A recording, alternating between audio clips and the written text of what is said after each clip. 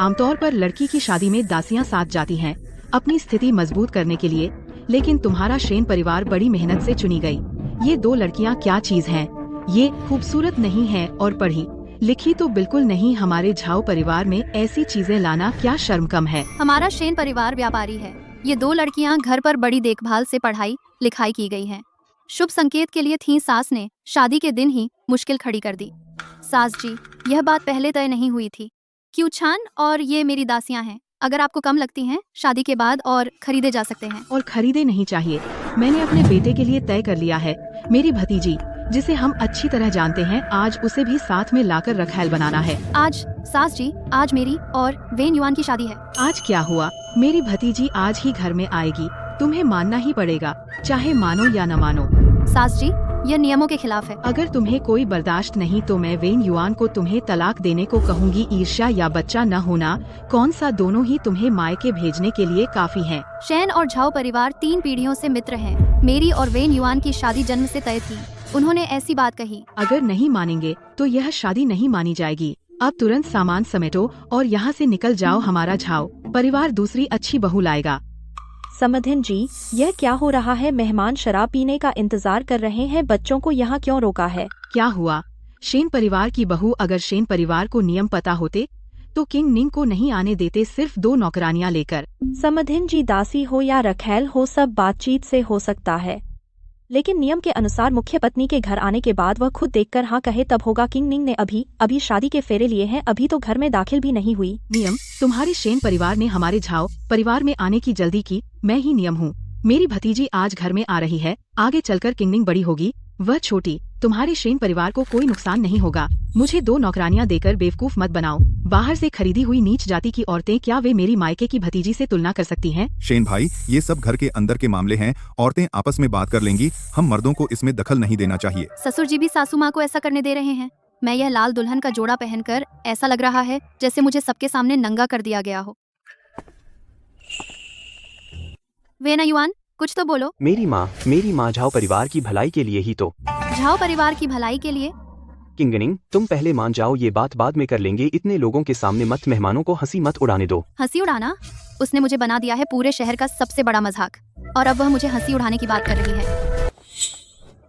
King निंग, माँ जानती है तुम्हें तकलीफ हुई, लेकिन आज ये मामला बिगड़ने नहीं देना चाहिए। इतने लोग देख रहे हैं। माँ, क्या तुमने नहीं सुना?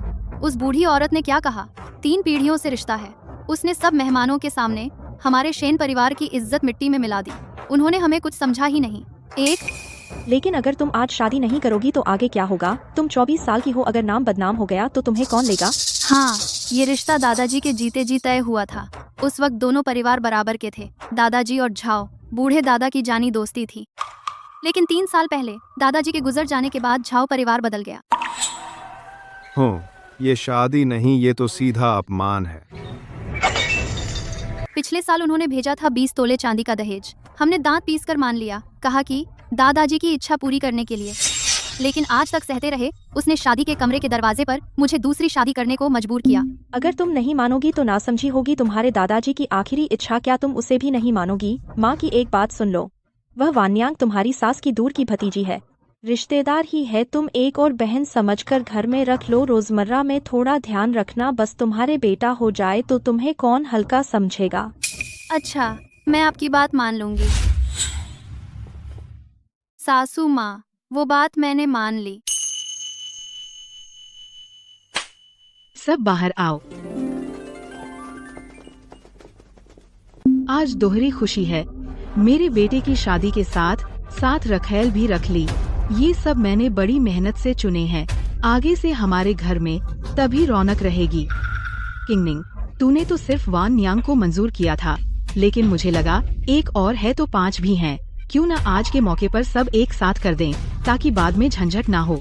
तू इतनी गुणी है तो तुझे कोई एतराज नहीं होगा, है ना? 6? सच में 6? आओ सब देखो, ये है वान जेन, ये है शिव यू, इसका नाम है वान रू। वो तो 4 कलाओं में माहिर है, तेरे जैसे, जो सिर्फ हिसाब रख सकता है। पैसे की महक वालों से कहीं बेहतर है। लगता है झाओ परिवार की नई बहू अभी आई भी नहीं और उसकी तुलना होने लगी। बात तो सही है, मेरा वेन युआन बहुत खास है, 25 साल का विद्वान और पढ़ाने वाला मास्टर भी। आसपास के सभी गांवों में कितने लोग अपनी बेटियां देना चाहते हैं, लेकिन तभी सगाई हो गई थी। नहीं तो यह भाग्य तुझे एक व्यापारी की बेटी को कहाँ मिलता। सासू माँ, आपका ये क्या मतलब है? तुझे समझ नहीं आता? मैं कह रही हूँ, तू झाओ परिवार में शादी करके ऊंची उड़ान भर रही है, लेकिन कुछ लोग संतुष्ट नहीं हैं। इज्जत दी और वो भी नहीं समझे। अगर ये ऊंची उड़ान है तो पहले सगाई क्यों की? अगर झाओ परिवार को इतनी तकलीफ है तो इस सगाई को तोड़ देना ही अच्छा है ना? बगावत कर दी तूने, अभी तो चाय भी नहीं पिलाई और सास से उल्टा बोल रही है। तेरे माँ बाप ने तुझे यही सिखाया है। हाँ, वो लोग जो बाहर निकलकर व्यापार करते हैं, वे क्या अच्छा सिखा सकते हैं? वेन युआन, तू देख रहा है वो मुझे कैसे गाली दे रही है? देख रहा है वो मेरे माँ बाप को कैसे बेइज्जत कर रही है?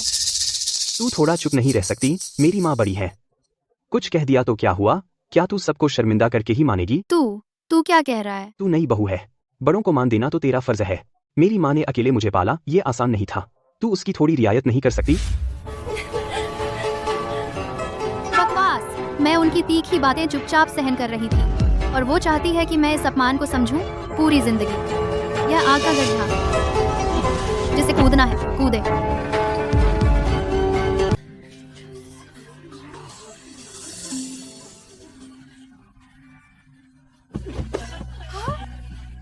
तुम पागल हो गए हो? यह क्या कर रहे हो? क्या अब भी लोगों को हंसी का पात्र बनने के लिए काफी नहीं है? माँ, आपने अभी तक हंसी का पात्र बनना नहीं देखा। जीजाजी, बच्चे को समझ नहीं है, वह अनजान है। कृपया इसे दिल पर न लें, यह सब उसकी गलती है। मैं वापस जाकर उसे जरूर समझाऊंगी। कृपया शांत हो जाइए। मैं समझी कुछ और ही बात है। ऊंचे घर की बड़ी बहू यही है, बस इतनी ही तमीज है। एक बात पर उल्टा जवाब दे देती है। अभी तो शादी भी नहीं हुई, इतनी हिम्मत की घूंघट उठा दिया। अब आगे मैं सास बनूंगी तो क्या मैं अपना मुंह खोल भी सकूंगी? जीजाजी, बात बढ़ा रही हैं। क्विंगनिंग का यह मतलब नहीं था। मतलब नहीं था तो क्या मैं बूढ़ी उसे झूठा ठहरा रही हूँ? ठीक है, जब बात करनी है तो करो। तुम उसे सबके सामने कहने दो, मैंने कौन सी बात गलत कही? क्या वह शेन क्विंगनिंग नहीं है जो हर दिन बाहर निकलकर व्यापार करती है? क्या वह 24 साल की उम्र में शादी नहीं कर रही है? हमारे झाओ परिवार ने उसे स्वीकार किया। क्या यह दोनों परिवारों के पूर्वजों के रिश्ते की वजह से नहीं है? वेन युआन, क्या तुम भी यही सोचते हो? ये सब बेकार की बातें सबके सामने कहने का क्या फायदा? शिन क्विंगनिंग, देखो अब क्या समय हो गया है। सारे मेहमान यहाँ बैठे हैं। क्या तुम्हें सब कुछ इतना बड़ा करना ही है? शर्म नहीं आती?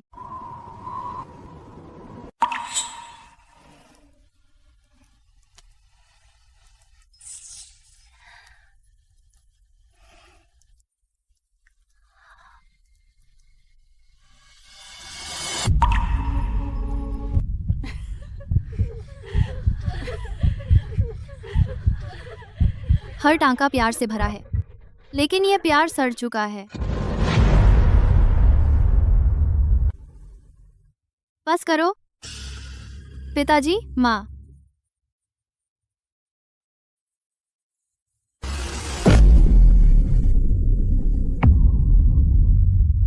बेटी अयोग्य है, यह शादी मैं पूरी नहीं कर सकती।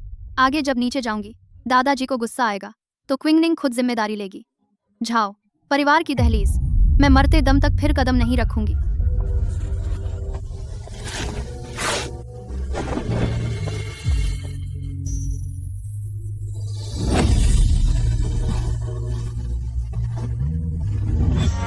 रुको, यह क्या कर रही हो? वापस आओ, मुझे वापस चलो। क्विंगनिंग, जल्दबाजी मत करो। अगर तुम अभी गई तो तुम्हारी इज्जत बर्बाद हो जाएगी। 24 साल की उम्र में फिर कहाँ शादी होगी? कौन लेगा तुम्हें? माँ दूसरी बुआ, मैं आपसे पूछती हूँ, अगर मैं आज सहन कर लूँ, अगर मैं आज उस आग के कुंड को पार कर लूँ, तो आगे झाओ परिवार में मेरा कैसा जीवन होगा?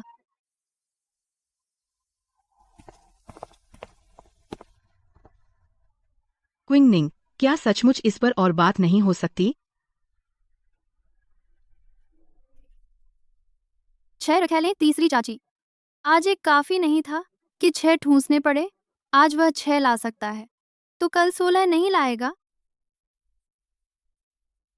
बस उस दरवाजे से अंदर घुसते ही अगर मैं मना कर दूं तो मैं गुणवती नहीं हूं। बहस करना तो नाफरमानी है। भले ही मैं सीधी खड़ी रहूं, उनकी नजरों में सब कुछ गलत है। मैंने सह लिया। क्या बाहर वाले लोग मेरा मजाक नहीं उड़ाएंगे? वे पूरे दिन मेरा मजाक उड़ाते रहे। अगर मैं सह लूं तो वे और भी ज्यादा हंसेंगे। वे कहेंगे, देखो वह शेन किंगनिंग ससुराल में 6 रखैलें लाई और उसने एक शब्द भी नहीं बोला। सच में एक बेहया औरत है। लेकिन तुम नहीं कर सकती। क्या नहीं कर सकती? अकेली तो नहीं रह सकती। माँ, मैं 24 की हूँ, 4 साल की नहीं। पिछले 3 साल से मैं कपड़े की दुकान चला रही हूँ। इतनी ठंड में शेन मालकिन इतनी मेहनती है। मेरे टैक्स रसीद को अच्छे से देखो। साल खत्म होने वाला है। सरकार झगड़ों पर सख्ती कर रही है। पिछले 3 सालों में मैंने इस कमरे के आधे से ज्यादा लोगों को देखा है। मैं जानती हूँ कि लोगों की उंगलियां पीठ पर रखने का क्या मतलब है, लेकिन वह एहसास भी घुटनों के बल बैठने से बेहतर है, कीचड़ में पैरों तले रौंदे जाने से। शेन किंगनिंग, तुम्हारा कब खत्म होगा?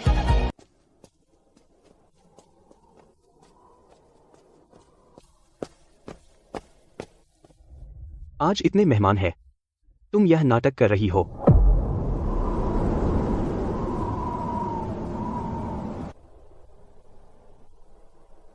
हमारे इतने सालों के रिश्ते को इस छोटी सी बात पर ऐसा कर दिया। छोटी बात, 6 रखैलें छोटी बात है? पूरी महफिल में हंसी छोटी बात है? तेरी माँ ने मुझे बेशर्म कहा और पूरे परिवार को बदतमीज बताया। यह सब छोटी बात है। मेरी माँ बड़ी हैं। उनका मिजाज थोड़ा गर्म है, तो क्या तुम बहू हो? थोड़ी सी तकलीफ सहनी नहीं चाहिए? छाओ वेनयुआन। मैं पूछती हूँ, हमारा क्या रिश्ता है? हम बचपन से जुड़े हुए हैं। चिट्ठियां लिखी हैं, यह रिश्ता नहीं है तो क्या है? चिट्ठियां? 3 साल पहले तुमने लिखा था कि मेरा इंतजार करो। मैंने कहा था कि मैं तुम्हें नहीं छोड़ूंगा। मैंने विश्वास किया। मैं शेन किंगनिंग ने 3 साल तुम्हारा इंतजार किया। 24 साल की बूढ़ी लड़की बन गई। पिताजी, छोड़ दीजिए। बस वेनायुआन का दिल मेरे साथ है। मैं इन बाहरी चीजों की परवाह नहीं करती। तुम लोग दहेज नहीं दे रहे हो। कुछ पुराने कपड़े भेज दिए हम। शेन परिवार ने मान लिया। दादाजी की इच्छा के लिए हमने हर कदम पीछे हट लिया। लेकिन आज जो हुआ, शुरू से अंत तक तुम झाओ वेनायुआन ने एक सीधी बात भी नहीं की।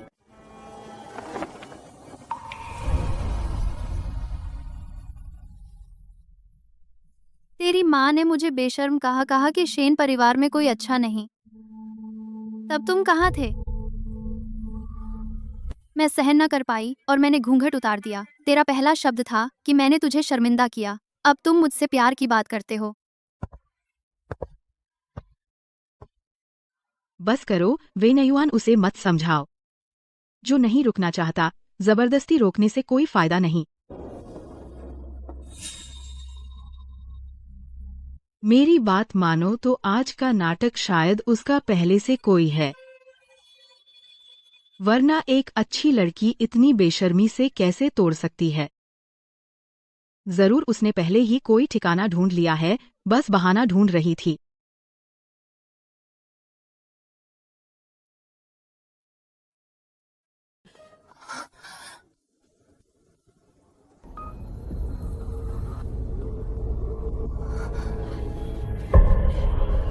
तुम पर कैसे भरोसा करूं? अच्छी खासी शादी थी और तुमने एकदम मुंह फेर लिया। मेरी माँ तो बस चाहती थी कि झाओ परिवार का नाम आगे बढ़े। बस एक बात कही और तुमने झट से कपड़े फाड़कर शादी तोड़ दी। इतना कठोर हो गए। अगर दिल साफ होता तो बहाना बनाकर भागने की क्या जरूरत? देखो, मैंने सही कहा था।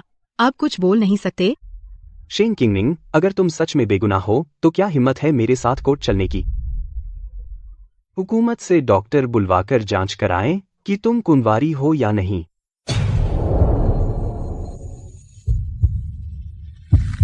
यह वही शख्स है जो 6 साल की उम्र से कहता आ रहा था कि मुझसे शादी करेगा और आज मेरी कुंवारीपन की जांच करवा रहा है। झाओ वेनायुआन, एक बार फिर से कहो।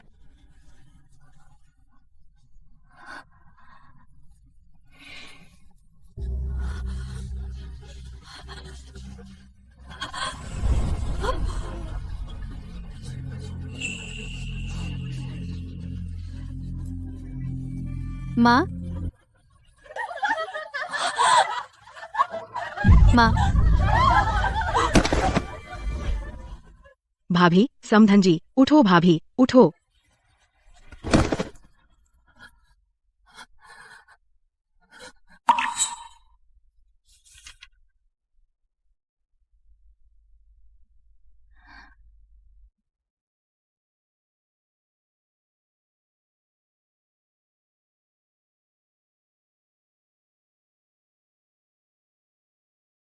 किंगनिंग और सहन करो, जब वेन्युआन पढ़ लिखकर बड़ा होगा और तुमसे शादी करेगा तब तुम्हारे दुख खत्म हो जाएंगे।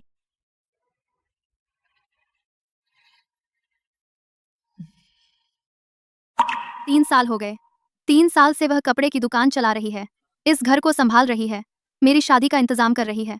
आज उसने सारा दिन मुस्कुराकर बिताया, उस आदमी के सामने जिसने उसकी बेटी को गालियां दी। माँ, बेटी आपसे माफी मांगती हूँ।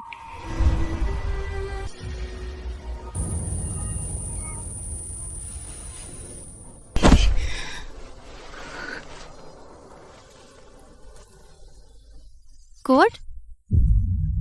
क्या कहा? क्या कोर्ट नहीं जाना था? ठीक है, मैं चलती हूँ तुम्हारे साथ। शेन किंगनिंग, अब डर लगा है, अपनी बेगुनाही साबित करने को तैयार हो? बस माफी मांग लो, मेरी माँ से अच्छे से विनती करो। लेकिन झाओ वेनायुआन, मैं गुप्त संबंधों का मुकदमा नहीं कर रही, बल्कि तुम्हारे परिवार पर शादी का वादा तोड़ने का आरोप लगा रही हूँ और मेरे घर पर जुल्म ढाने का। तुम्हारे परिवार की ओर से भेजी गई दहेज की सूची मैंने अब तक संभाल कर रखी है। दहेज बहुत मामूली था, लेकिन हमने दोनों परिवारों की दोस्ती के लिए मान लिया। लेकिन आज शादी के समय तुम लोग अचानक 6 औरतें ले आए और मुझे अपमानित किया। यह बेइंसाफी है, यह बेरहमी है। सार्वजनिक रूप से मेरी बेकसूरी पर कलंक लगाया, यह अन्याय है। गवाहों से भरा हुआ है। चलो कोर्ट में जाकर आज की बात एक एक करके साफ कर दें। तू माँ, जाग जाओ। माँ, किंगनिंग को देखो।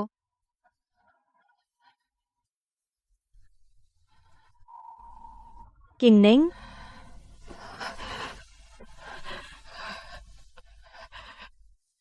माँ, थोड़ी देर लेट जाइए, डरो मत, थोड़ी देर में आपको घर ले जाऊंगी।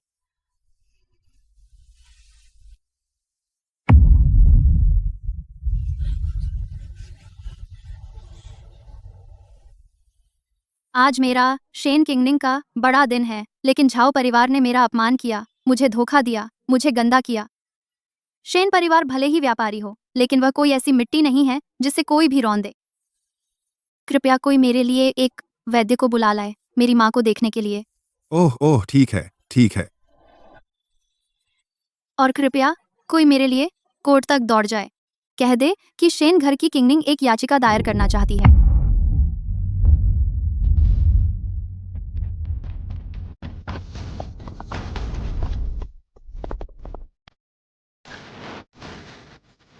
दीदी,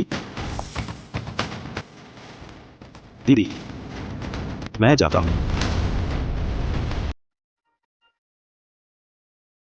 मैं वैद्य को बुलाता हूँ, फिर कोर्ट जाकर दीदी के लिए न्याय मांगता हूँ।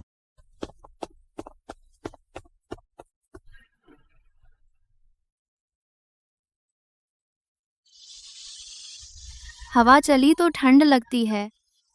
यह हवा ऐसे लगती है जैसे मेरी 3 साल की दीवानगी को पूरी तरह से उड़ा ले जाए, मेरे दिल की उस गर्मी को बिल्कुल खत्म कर दे। शेन किंगनिंग, तुम्हारी हिम्मत, सच में तू याचिका देने की हिम्मत रखती है? तू एक अविवाहित बहू है, अभी घर में पैर भी नहीं रखा और ससुराल वालों को कोर्ट में चढ़ा देगी। इसके लिए तुझ पर बिजली गिरेगी, तेरी जिंदगी भर की बदनामी होगी, मरने के बाद भी परिवार के कब्रिस्तान में जगह नहीं मिलेगी। उसे लगता था कि मैं सिर्फ नखरे कर रही हूँ। उसे लगता था कि जब तक वह ऊंचा खड़ा है, मुझे घुटनों के बल उससे भीख मांगनी पड़ेगी।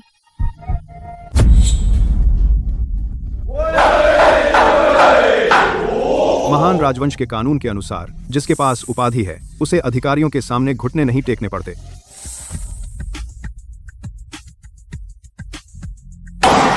कोर्ट में खड़ी शेन स्त्री, तुम क्या शिकायत लेकर आई हो? यह साधारण स्त्री शेन, झाओ परिवार पर आरोप लगाती है कि उन्होंने शादी के वादे का उल्लंघन किया। शादी के दिन अचानक 6 औरतों को रखैल के रूप में ले आए और इस तरह मुझे पीछे हटने के लिए मजबूर करने की कोशिश की। यह अधर्म है। मैंने मना किया तो झाओ ने मुझ पर गलत तरीके से रिश्ते का आरोप लगाया, मेरी बेकसूरी पर सवाल उठाया और सबके सामने शारीरिक जांच की मांग की। यह अन्याय है। कृपया महोदय जांच करें और मुझे न्याय दिलाएं।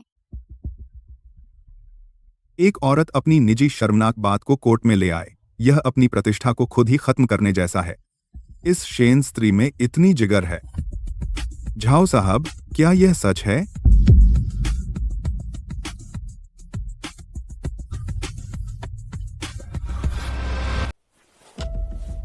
महोदय, आप तो जानते ही हैं, अनादिकाल से घर में शांति से ही समृद्धि आती है। आज जो हुआ वो दरअसल बस औरतों के बीच का एक झगड़ा था। इसके लिए इतना बड़ा तमाशा क्यों? कोर्ट तक आने की जरूरत नहीं थी। बस नई बहू है जो घर में आई है, थोड़ी अनजान है। मेरी पत्नी सीधी सादी है। उसने प्यार से कुछ नियम समझाए, पर इस बच्ची को बड़ा गुस्सा आ गया और इस शुभ मौके पर ही विवाद कर बैठी। जहां तक उस जांच की बात है, महोदय, आप भी जानते हैं मेरा बेटा जवान है, जोशीला है, ज्यादा पढ़ लिख कर थोड़ा किताबी हो गया है।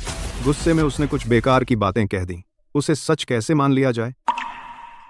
शेन भाई, हमारे दोनों परिवारों की 3 पीढ़ियों से दोस्ती है। ये बाल विवाह का वादा पक्का है। क्विंगनिंग अब से मेरी अपनी बेटी है। स्वागत भाई साहब।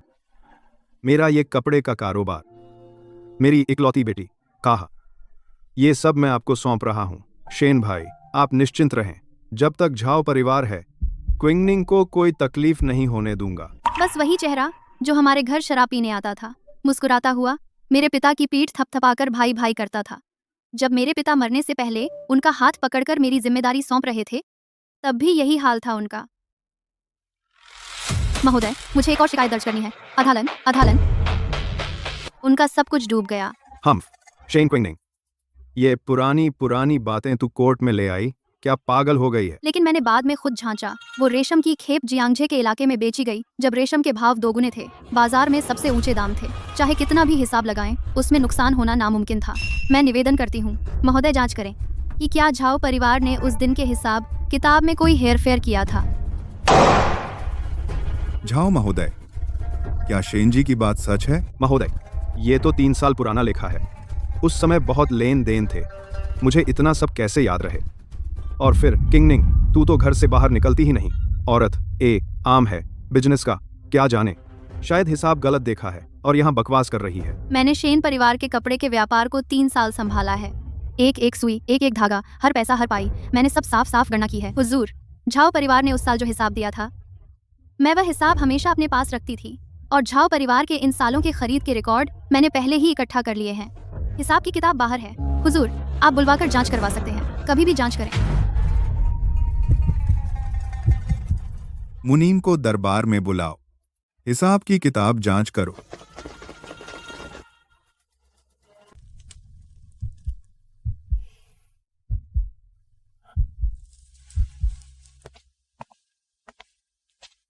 कैसा है? हुज्जूर, जांच हो गई है। यह 3 साल पहले का रेशमी कपड़े का सौदा झाओ परिवार ने 2 हिसाब बनाए थे। यह एक हिसाब गड़बड़ है, इसमें खर्च के कई छेद हैं। यह शेन परिवार को दिखाने के लिए बनाया गया झूठा हिसाब है और दूसरा असली हिसाब झाओ परिवार की गुप्त जगह में छिपा था। हुजूर देखिए, असली हिसाब में साफ लिखा है उस सौदे में नुकसान नहीं हुआ, बल्कि ऊंचे दाम मिलने से सभी खर्चों को काटकर पूरे 800 चांदी का मुनाफा हुआ। समझौते के अनुसार आधा आधा शेन परिवार को 400 चांदी मिलनी चाहिए थी, लेकिन इस हिसाब के अंत में शेन परिवार को 1 पैसा भी नहीं मिला। 400 चांदी, यह तो शेन परिवार की मेहनत की कमाई थी। यह झाओ युआनवाई बाहर से तो भला लगता था, लेकिन पीछे से विधवा और अनाथों का पैसा भी हड़प लिया। झाओ डेक्वान, सबूत पक्के हैं, तुम्हारे पास अब क्या कहना है? झाओ डेक्वान, पैसे हड़पने का जुर्म साबित हो चुका है। मैं तुमसे फिर पूछता हूं, और आज का मामला, शादी के दिन 6 औरतों को लाना, पत्नी पर दबाव डालना, इसका कोई सबूत है? हुजूर, वह शेन औरत है जो किसी को बर्दाश्त नहीं करती। मैं तो झाओ परिवार के वंश के लिए कर रही थी। हुजूर, यह गरीब गवाही दे सकती है। आज शादी के मंडप में वह 6 औरतों को झाओ परिवार की बूढ़ी माँ ने खुद कहा था और सभी मेहमानों ने सुना। मैंने भी सुना। हुजूर, मैंने भी सुना झाऊ माँ ने मेरे शेन परिवार पर गाली दी कि कोई अच्छा नहीं है। हुजूर, मैं गवाही दे सकती हूँ। हुजूर, मुझ पर बेइज्जती हुई है। हुजूर, मैंने भी देखा। झाओ देखवान, झाओ वांगशी, झाओ वेन्युआन, तुम्हारे पास और क्या बहाना है? पहले झाओ परिवार ने शादी का वादा तोड़ा, फिर शेन परिवार पर अत्याचार किया। झाओ युआनवाई ने झूठे हिसाब किताब बनाकर पैसे हड़प लिए धोखा दिया। अपने पुराने दोस्त की विधवा और अनाथ को, यह और भी बड़ा अपराध है। 3 अपराधों के लिए एक साथ सजा। यह न्यायालय निम्नलिखित फैसला सुनाता है। पहला, झाओ परिवार द्वारा हड़पे गए 400 चांदी के सिक्के 3 दिनों के भीतर शेन परिवार को वापस लौटाए जाएं और 200 सिक्के मुआवजे के रूप में। ईस नंबर 5। दूसरा, झाओ देखवान ने झूठे हिसाब किताब बनाकर धोखाधड़ी की अनुबंध का उल्लंघन किया, 30 कोड़ों की सजा। तीसरा, झाओ वांगशी ने स्त्री धर्म का पालन नहीं किया, शादी के वादे में गड़बड़ी डाली, अपनी बहू का अपमान किया, 30 कोड़ों की सजा। झाओ शिवकाई, झाओ वेन्युआन, तुम पवित्र पुस्तकें पढ़ते हो, फिर भी अपनी माँ को एक कमजोर लड़की पर अत्याचार करने देते हो, अपनी पत्नी की बेइज्जती करते हो, अन्यथा कड़ी सजा दी जाती। लेकिन तुम अभी जवान हो, अपने बड़ों के बहकावे में आए हो, इसलिए मैं तुम्हें 10 कोड़ों की सजा सुनाता हूँ ताकि दूसरों के लिए सबक हो। हुजूर, मैंने नहीं। कोड़े मारो।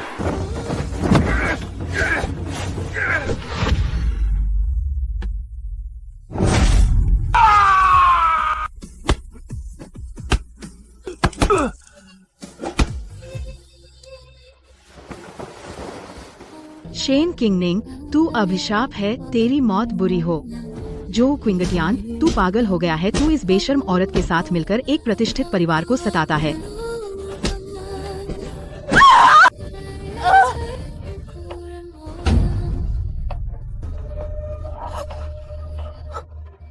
वह मुझे देख रहा था।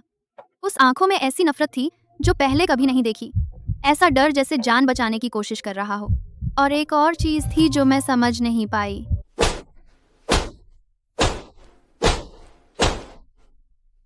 इस मामले में तथ्य स्पष्ट है, सबूत पुख्ता है। यह मामला समाप्त हुआ, अदालत बर्खास्त।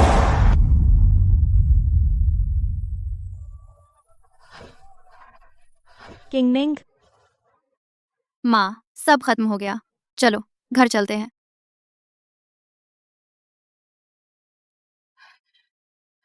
बहुत तकलीफ उठाई तूने किंगनिंग। माँ कुछ नहीं कर सकी। माँ तुझे बचा नहीं पाई। कोई बात नहीं माँ, उस जलती भट्टी में भस्म होने से यह सब कुछ नहीं है।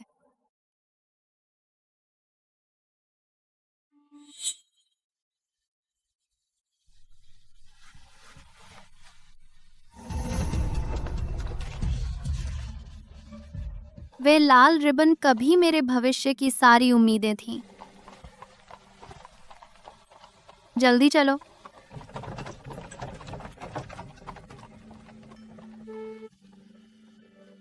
झाओ परिवार की बेतुकी बातें पंख लग गईं। 3 दिन में पूरे कस्बे में फैल गईं।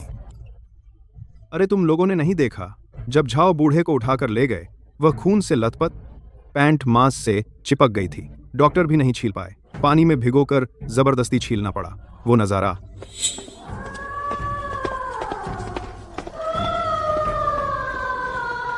सुनो, यह बुढ़िया पूरे एक दिन रात चिल्लाती रही। एक गली दूर तक सुनाई देता था। बात करें झाओ वेनायुआन की, जो एक अच्छा खासा शियुकाई था।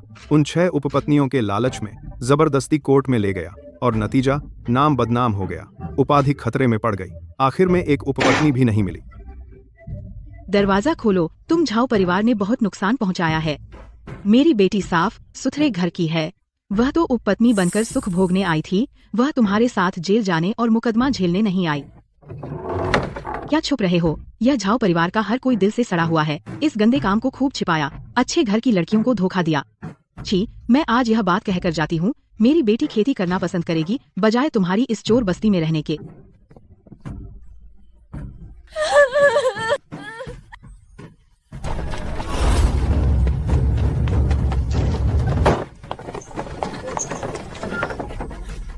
झाओ वाले, बाहर आओ। जो थोड़े से दाने दिए थे वो हमारी वांशियों ने एक पैसा भी नहीं छुआ। आज हम वैसे ही वापस ले जाएंगे। हमारे दोनों परिवारों के बीच अब कोई संबंध नहीं रहेगा।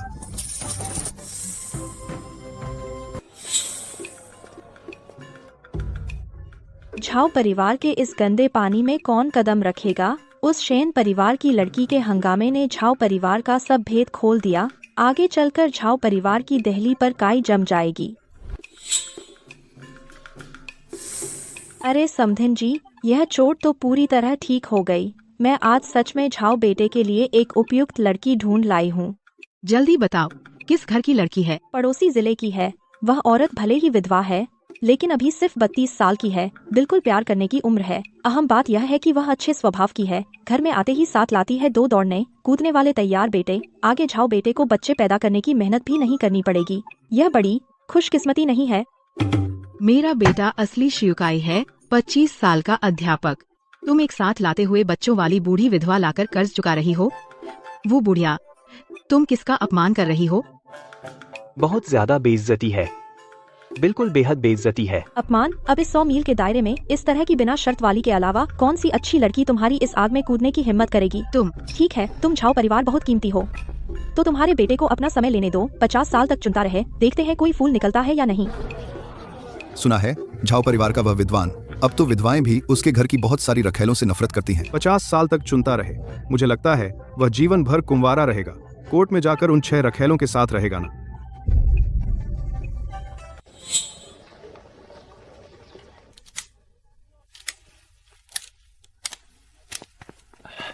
मालिक, बाहर कोई आपको ढूंढ रहा है।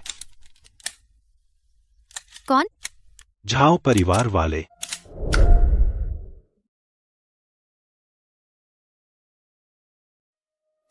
नहीं मिलना।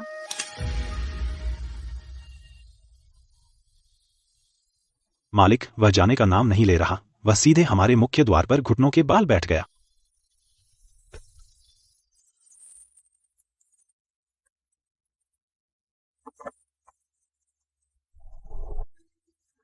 अरे, यह तो झाओ परिवार के वह विद्वान साहब है।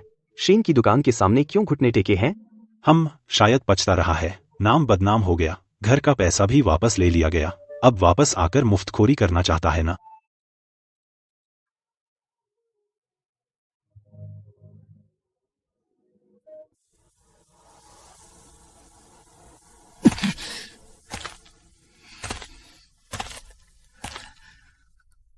चिंगनिंग, मैं तुमसे माफी मांगने आया हूं।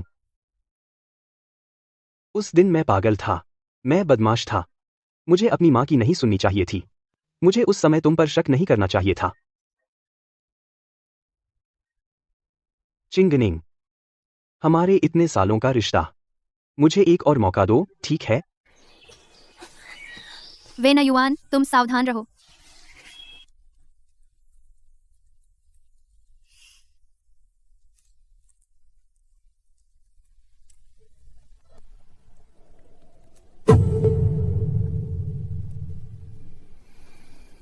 मैं अपने सामने इस आदमी को देख रही हूँ। इस चेहरे को मैंने सचमुच 10 सालों से देखा है। हर एक छोटी सी अभिव्यक्ति। मैं सोचती थी कि मैं इसे अच्छी तरह जानती हूँ। मुझे लगता था कि मैं उसे समझती हूँ, लेकिन कोर्ट में वह घुटनों के बल बैठा था। जब उसने उस नजर से मेरी तरफ देखा तो मैं उसे पहचान नहीं पाई। झाओ वेना युआन, तुम यहाँ घुटनों के बल क्यों बैठे हो? मैं ईमानदारी से पश्चाताप कर रहा हूँ। पश्चाताप? क्या तुम लोगों को दिखाना चाहते हो कि तुम कितने वफादार हो, या यह दिखाना चाहते हो कि मैं कितनी निर्दयी हूँ? हाँ, यह झाओ विद्वान दुकान बंद करने के समय चुनता है, किसी के दरवाजे पर घुटने टेकता है। क्या यह शेन परिवार की लड़की को नरम करने के लिए दबाव डालना नहीं है? बड़ी बेशर्मी है। जब उसने पहले उसकी इज्जत पर दाग लगाया था, तब क्यों नहीं दिखा इतना वफादार?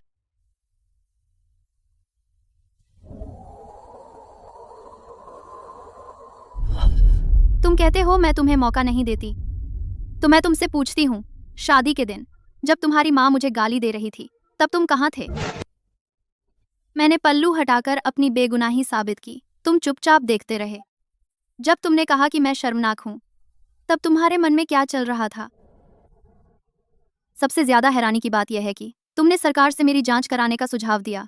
झाओ वेना युआन, जब तुमने कहा कि मेरी पवित्रता की जांच करो, तब तुम्हारी इंसानियत कहाँ थी?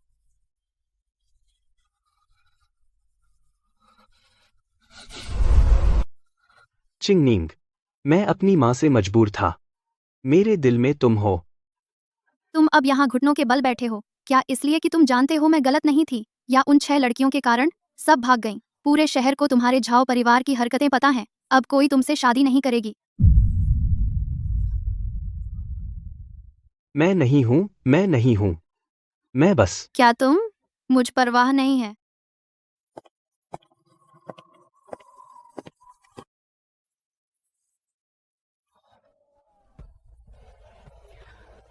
काम पर जाओ। मालिक, वह अभी भी बाहर रो रहा है।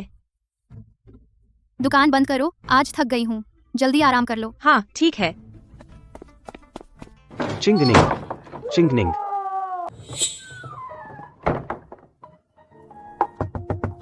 किंगनिंग, किंगनिंग। दरवाजा खोलो। मुझे सच में अपनी गलती का एहसास हो गया है। वांग जी, जो कहना है कहो। मुझे ऐसे क्यों देख रहे हो?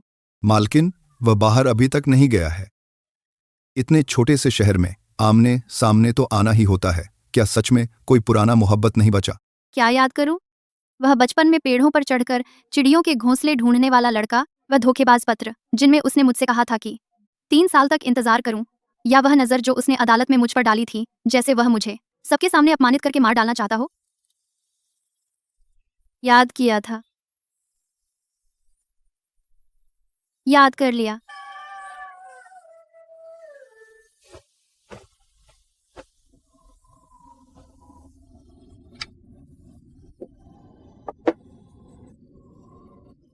अंधेरा हो गया है। वांग जी, चलिए, घर जाने का समय हो गया है।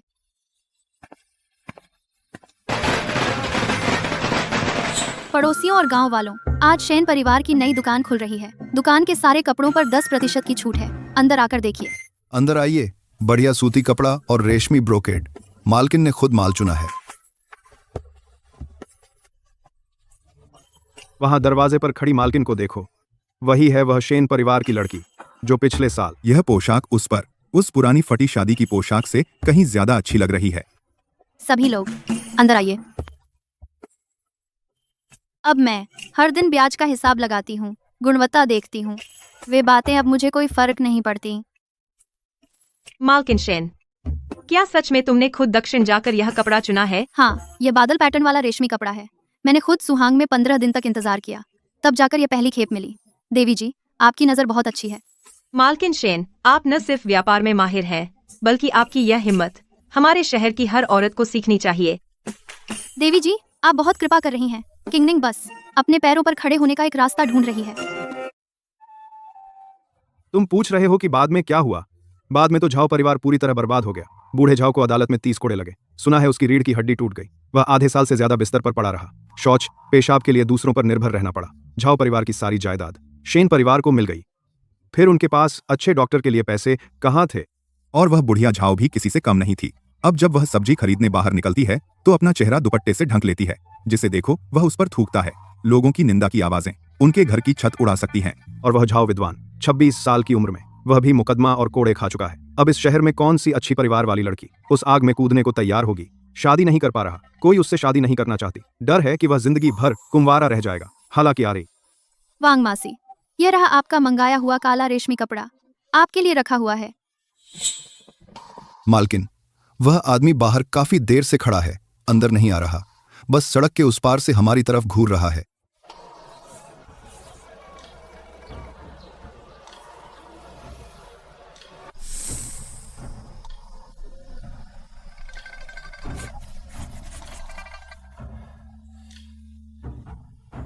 क्या मैं जाकर उसे दूर कर दूं? नहीं, जब थक जाएगा तो खुद चला जाएगा।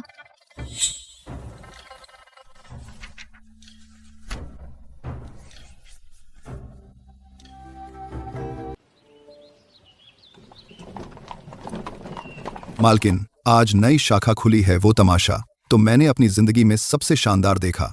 आपने नहीं देखा? वो झाओ घर का लड़का सड़क के उस पार खड़ा था। उसका चेहरा हमारे पिछवाड़े के सड़ी पत्तियों से भी ज्यादा हरा था।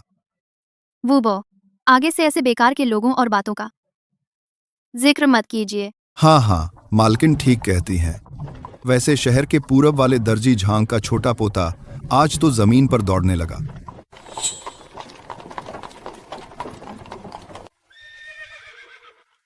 अरे मालकिन, वो फिर से कोई घुटनों के बल बैठा है?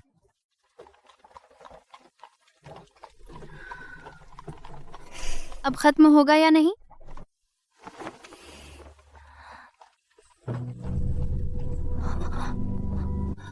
लिन मुनीम। शेन मिस, मैंने हिसाब देख लिया है, आप देख लीजिए। मेरी माँ बीमार है, मुझे गांव लौटकर उनकी सेवा करनी है। तब वह सिर्फ एक नाकाम विद्वान था जिसे मैंने रखा था। 3 महीने पहले वह लाल आंखों से विदा लेने आया था। बोला उसकी माँ बीमार है, उसे गांव लौटकर सेवा करनी है। मैंने उसे 10 तोले चांदी और दी थी सफर के लिए। ये फिर क्या नया नाटक है? ये नौजवान क्या हमारी दुकान का वही लिन शियुत्साई नहीं है?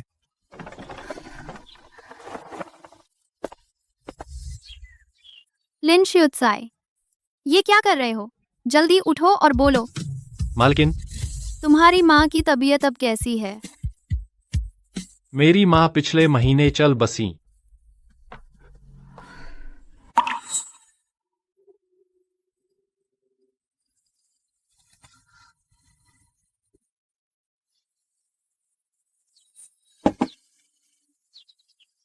शेन मिस, आपका बहुत बड़ा उपकार है। लिन इसे कभी नहीं भूलूंगा। अगर मेरी माँ ठीक हो जाती तो लिन जरूर लौटकर एहसान चुकाता। उनके जाने से पहले उन्होंने मेरा हाथ पकड़कर कहा, इस जीवन में उन्होंने मुझसे सबसे बड़ा अन्याय किया है। मेरी इस बीमार देह की सेवा में मेरा भविष्य बर्बाद हो गया और मेरी शादी भी।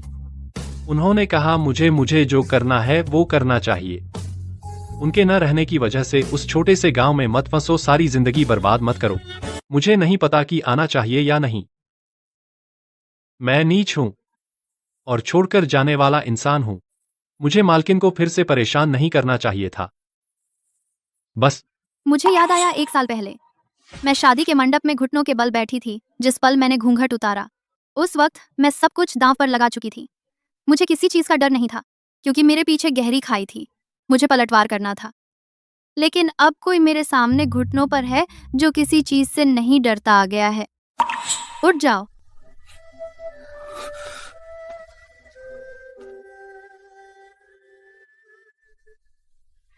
जब आ ही गए हो तो अंदर आकर चाय पी लो। चलो। हाँ मालकिन, मैं अपनी माँ का बना हुआ अचार लाया हूँ। जाने से पहले उन्होंने विशेष रूप से कहा था कि आपको यह पसंद है। चूंकि लिन माँ की ये इच्छा है तो अंदर ले चलो। अरे हाय, ये दुनिया। हाँ, बूढ़े ने आधी जिंदगी गाड़ी हाँकी है। उस रात उसने चाय पी और रुक गया। बस उसे हिसाब रखने में मदद करने के लिए रखा था। मगर दिन बीतते गए और घर में एक और आदमी आ गया। क्विंगनिंग, मैंने तेरी शादी तय कर दी है। अम्मा, आप फिर यही बात ले आए। यह लड़का, मैंने घर में उसे 6 महीने तक देखा। कम बोलता है मगर मेहनती है। और सबसे खास बात, तुम्हें देखने का उसका अंदाज। मैंने अपनी आधी जिंदगी गुजार ली है। मैं देख सकती हूँ कि वह सच में सीधा सादा है और तुमसे सच्चा प्यार करता है। अरे और फिर अब तुम भी छोटी नहीं रही। नए साल के बाद 25 की हो जाओगी और अगर देर की तो सच में कुंवारी रह जाओगी। अम्मा, मेरी याददाश्त बहुत अच्छी है। पिछले साल जब आप झाऊ के घर पर परेशान थीं तो कहा था कि 24 की उम्र में कोई नहीं लेगा। अब 1 साल बड़ी हो गई और सबको प्यारी लग रही हूँ। अरे पागल लड़की, अब तो बहुत बड़ी बातें करती हो। अपनी माँ को भी चुनौती देती हो। मुझे लगता है तुझे सजा चाहिए। मैं तो कहती हूँ 25 साल की बूढ़ी लड़की शेन परिवार की कपड़े की दुकान में आधा आसमान संभाल सकती है।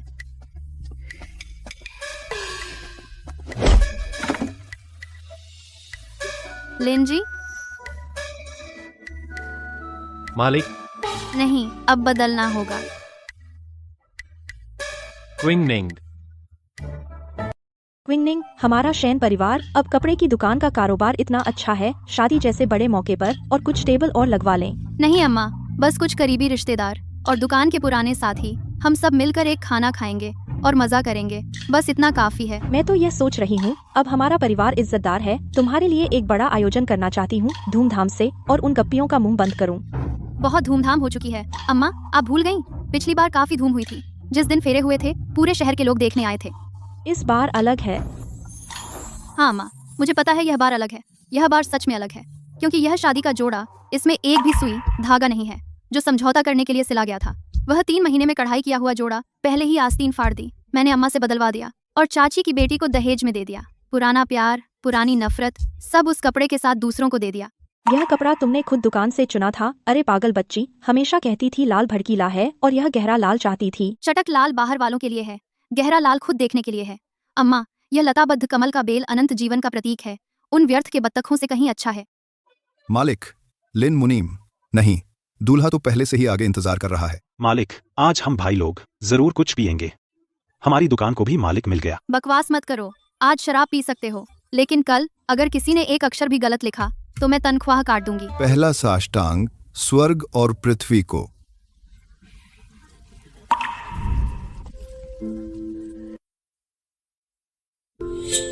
पैरों से सावधान रहना। अरे बुढ़िया, इतने खुशी के दिन में क्यों रो रही हो? माहौल खराब मत करो। मैं खुश हूँ। मैं क्विंगनिंग के लिए खुश हूँ। आखिरकार उसे कोई मिला जो उसका ख्याल रखता है। पिछले साल हम शादी के लिए मिन्नतें कर रहे थे, इस साल घर बैठे ब्याह हुआ। दूल्हा राजा, आज आप बच नहीं पाएंगे। हम दुकान के कर्मचारी आपको शराब पिलाने के लिए तैयार हैं। अंकल वांग, सब भाइयों, आज मैं लिन पूरी मेजबानी करूंगा। अपनी हैसियत में रहो। चिंता मत करो।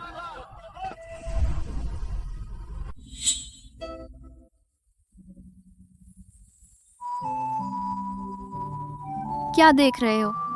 ओह हाँ, भूख लगी है? हो।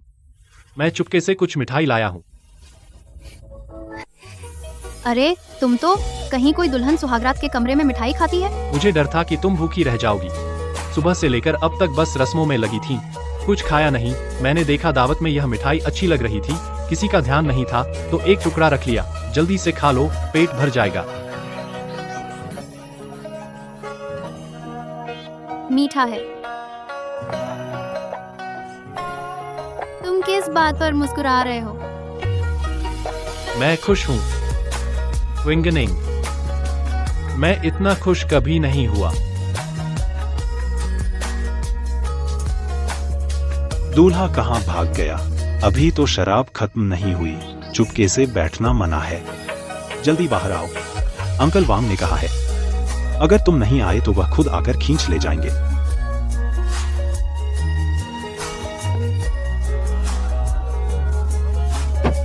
तुम यहाँ आराम करो, मैं बस एक चक्कर लगा आता हूँ। अभी लौटूंगा। जाओ, लेकिन बहुत मत पीना।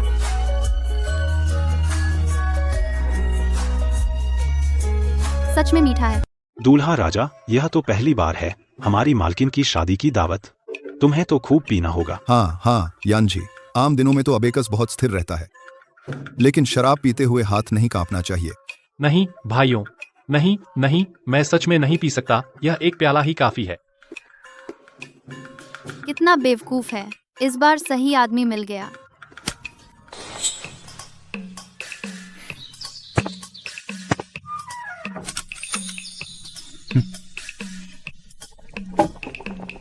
पति जी, आज हमेशा से आधा घंटा पहले क्यों आ गए? आज शहर के पूर्व में झांग परिवार ने हिसाब चुकता कर दिया।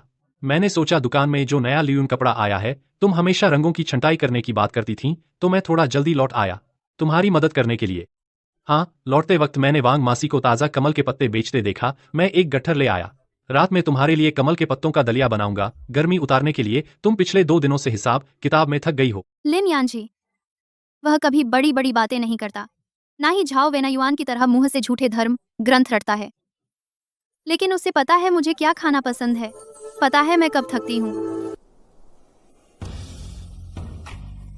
यान जी, ये काम नौकरों को करने दो। तुम तो मुनीम हो, और मुनीमी तो दूसरों के लिए है, और मास्टर तो बाहर के लिए। तेरे सामने मैं बस वही हूँ जो तुझे भूखा न देख सके, तेरा पति जो तुझे थोड़ा आराम देना चाहता है। किंगनिंग, पहले तुम अकेले सब संभालती थीं, शेन परिवार की बहुत मेहनत थी। ठीक है। किंगनिंग, इस घड़े को कसकर भर दो, 7 दिन बाद खोलेंगे, तब बिल्कुल वैसा ही कुरकुरा होगा जैसा तुम्हें पसंद है। ओह मुनीम लिन, इस अचार की खुशबू माँ जी के समय से भी तेज है। किसने कहा नहीं? हमारी मालकिन पहले पूरा दिन दुकान में खाती पीती रहती थीं, अब तो पूरे शहर को पता है शेन मालकिन को ऐसा पति मिल गया जो सिर्फ हिसाब ही नहीं बल्कि खाना भी बढ़िया बनाता है। मजा आ गया, सच में किस्मत वाली है। चलो काम पर लग जाओ। थोड़ी देर बाद तुम सबको एक एक कटोरी भरकर घर ले जाने दूंगा। ठीक है भाई साहब, शुक्रिया।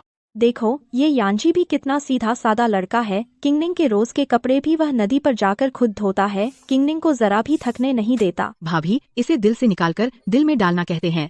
अगर किंगनिंग ने उस समय दया न दिखाई होती, हमारे लिन परिवार का इकलौता बेटा अब तक कहीं भटक रहा होता। किंगनिंग 2 दिन बाद माँ के साथ मंदिर चलने का प्रण चुकाने। पिछले साल जो मन्नत मांगी थी अब भगवान ने सब पूरा कर दिया। ठीक है, जैसा आप कहें। तब मैं एक आरामदायक बग्गी किराए पर ले लूंगा, साथ चलूंगा। बसंत आने के बाद शेन परिवार के कपड़े की दुकान का नाम और फैल गया। मैंने बाजार में यह छोटी सी दुकान भी ले ली, बस महिलाओं के शौक के बढ़िया कशीदाकारी वाले सामान के लिए। किंगनिंग, इन कढ़ाई करने वाली महिलाओं की मजदूरी और दुकान का किराया मैंने हिसाब लगा लिया है, जरा देख लो। हमारे मुनीम लिंजी, वो मालकिन को काम करने से कभी नहीं रोकते, बल्कि खुद एक बड़े प्रबंधक की तरह हर काम में आगे बढ़ जाते हैं। मेरी पत्नी बहुत योग्य है, मैं तो बस हिसाब किताब में मदद करता हूँ, बस उसे थोड़ा कम थकाने के लिए। मालकिन, वो झाव वाला फिर से सड़क के नुक्कड़ पर पुराने बरगद के नीचे खड़ा है।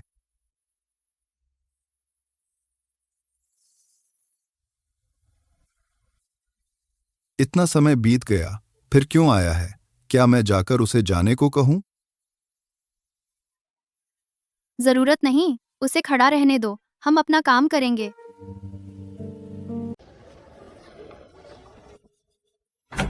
आज हवा तेज है।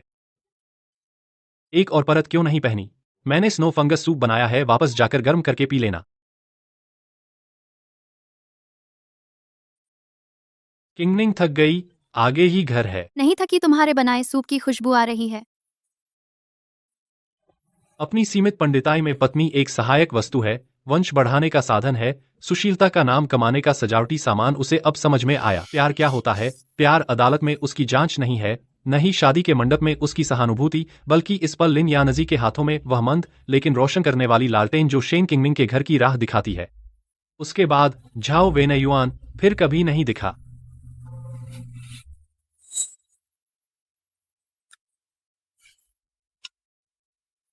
पति जी, यह सूप बहुत मीठा है। अगर तुम्हें पसंद है तो मैं जिंदगी भर बनाऊंगा। मेरी जान, डॉक्टर ने कितनी बार कहा है, पहले 3 महीने सबसे नाजुक होते हैं। तुम फिर से खुद काम क्यों कर रही हो? मैं इतनी नाजुक नहीं हूँ, बस एक कपड़ा टांग रही थी। दुकान में आज नए गर्मियों के कपड़े आए हैं, तुम्हें जाने की जरूरत नहीं। दुकान पर अंकल वांग हैं और कुछ कर्मचारी भी संभाल लेते हैं। मैं हिसाब किताब करके वापस आ जाऊंगा। मुझे तुम्हारी चिंता है। आज क्या खाना है? मैंने एक नई डिश सीखी है, वाइन में फिश फिलेट बहुत भूख बढ़ाती है। किंगनिंग देखो, माँ तुम्हारे लिए क्या लाई है। ये शहर के बाहर के खेत से ताजा लाया है। पिछले साल इस समय माँ रात रात भर सो नहीं पाती थी, डर था कि तुम्हें तकलीफ होगी। अब देखो, यानजी को तुम्हारा इतना ख्याल रखता है। माँ का दिल अब सुकून मिला। माँ, बेबी, आज तुमने अच्छा बर्ताव किया, माँ को परेशान तो नहीं किया? वह अभी सुन नहीं सकता। सुन सकता है किंगनिंग, मैंने सोच लिया है, अगर बेटी हुई मैं उसे सबसे खूबसूरत फूल कढ़ाई करना सिखाऊंगा। उसे तुम्हारी तरह एक समझदार और साहसी लड़की बनाऊंगा, उसे कोई तकलीफ नहीं होने दूंगा। अगर बेटा हुआ तो? अगर बेटा हुआ मैं उसे पढ़ना लिखना सिखाऊंगा, जिम्मेदारी सिखाऊंगा और कर्तव्य क्या होता है। उसे हमेशा ईमानदार रहना सिखाऊंगा, एक अच्छा इंसान बनाऊंगा। यानजी बैठो, थोड़ा आराम करो। किंगनिंग भाग्यशाली है, माँ और बच्चा दोनों ठीक रहेंगे। माँ, मैं बैठ नहीं सकता यह सोचकर कि वह अंदर तकलीफ झेल रही है। मैं उसकी जगह लेना चाहता हूँ। बधाई हो साहब, बीबी ने बच्चा जन्म दिया, बेटा हुआ है। क्विंगनिंग, बहुत मेहनत की तुमने, अब आगे और नहीं लेंगे। तुम्हें फिर से यह कष्ट नहीं होने दूंगा। पागल, बच्चे को यहाँ लाओ, मुझे देखने दो। देखो उस शेन परिवार को, यह सच्ची समृद्धि और तरक्की है। शेन मालिक के यहाँ बेटा हुआ और कारोबार शहर तक फैल गया, सचमुच कमाल है। सुना तुमने? वो झाओ परिवार पूरी तरह से बिखर गया। झाओ बाप बिस्तर पर पड़ा मर गया। झाओ माँ ने जुए का कर्ज चुकाने के लिए पुराना घर बेचने की सोची, आखिरकार खानदान वालों ने बाहर निकाल दिया। अब पता नहीं किस मंदिर में पड़े हैं। एक कहा, एक कहा, एक कहा, एक कहा, एक कहा, एक कहा। और वो झाओ विद्वान दूर जिले में पढ़ाने चला गया। उस बेदर्द लोगों का खुदा खुद हिसाब लेगा। आओ आओ, खुशी का दिन है, गंदी बातें न करें, शराब पीने चलें। डी। शाम की हवा ठंडी है, बच्चा अभी सोया है, तुम्हें भी कमरे में जाकर आराम करना चाहिए। यानजी, क्या याद है पिछले साल शादी के समय मैंने लाल जोड़ा फाड़ दिया था? वो फाड़ना याद है, जो फाड़ा वो बंधन था। यह जेड क्लिप, यह मेरी इस आधे साल की इकट्ठी की हुई जेब खर्ची है। कोई बहुमूल्य चीज नहीं है, लेकिन मैंने सोचा तुम्हें कुछ अच्छा निशानी देनी चाहिए। शेन परिवार के कपड़ा व्यापार के बड़े मालिक, तुम्हें जेब खर्ची इकट्ठा करने की क्या जरूरत? मालकिन के लिए वह लिन यांजी का अपना दिल होना चाहिए। मेरा प्यारा पोता कितनी गहरी नींद में है। क्विंगनिंग, बेटी एक बात है मेरे मन में, 1 साल से टाल रही थी, अब बच्चा सुरक्षित पैदा हो गया, अब और नहीं टाल सकती। माँ, कौन सी बात है जो इतने दिनों से परेशान कर रही है? याद है कुछ महीने पहले जिस दिन यानजी की चाची आई थी, मैंने तुमसे एक बात कही थी, 2 दिन बाद मेरे साथ मंदिर चलो प्रार्थना चढ़ाने। फिर तुम गर्भवती हुई, बच्चा जन्म दिया, मैं सिर्फ तुम्हारी देखभाल में लगी रही, फिर भूल गई, टालती रही, नहीं गई, अब तुमने सुरक्षित बच्चा जन्म दिया। यानसी तुमसे सच्चा प्यार करता है, हमारा परिवार पूरा हो गया, इसलिए अब जरूर मेरे साथ मंदिर चलना प्रार्थना चढ़ाने। देवताओं से झूठ नहीं बोल सकते। याद है वो साल जब झाओ परिवार ने तुम्हें प्रताड़ित किया था, जब शादी में हंगामा हुआ और तुमने शिकायत की थी, मैं रातों को सो नहीं पाती थी, तो शहर के बाहर बयून मंदिर में भगवान से प्रार्थना करने गई, तुम्हारी सुरक्षा के लिए, तुम्हारी खुशी के लिए, बड़ी मन्नत मांगी, कहा कि जब तुम दुखों से मुक्त हो जाओ, शांति से रहने लगो, तो एक बार आकर प्रार्थना चढ़ाऊंगी। माँ सही कह रही है, यह मन्नत जरूर उतारनी चाहिए।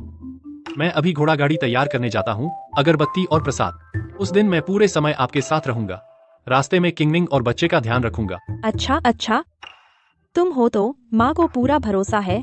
माँ, आपने बहुत मेहनत की, पहले तुम मेरी चिंता में डरी रहती थीं, अब से हमारा परिवार फिर कभी उन बुरे दिनों का सामना नहीं करेगा। बेवकूफ बच्ची, माँ थकी नहीं हूँ, बस तू ठीक रहे, हमारा घर अच्छा रहे, माँ को बस यही चाहिए। मंदिर जाने के लिए सादे और सम्मानजनक कपड़े पहनने चाहिए। यह कपड़ा मुलायम है, बच्चे को गोद में लेना भी आरामदायक है, दिखावा नहीं, आकर्षक नहीं।